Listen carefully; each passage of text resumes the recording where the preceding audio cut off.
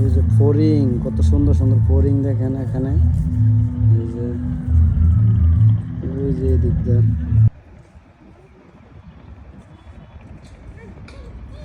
জেরাব, তারপরে সূর্যমুখী ফুল। সুন্দরই করছে পার্কটা, অনেক সুন্দর, নতুন করে করছে তো ভালোই লাগতেছে। এই যে কি সুন্দর ফুলের বাগান, এটা সিংহ আছে, সিংহ। এই যে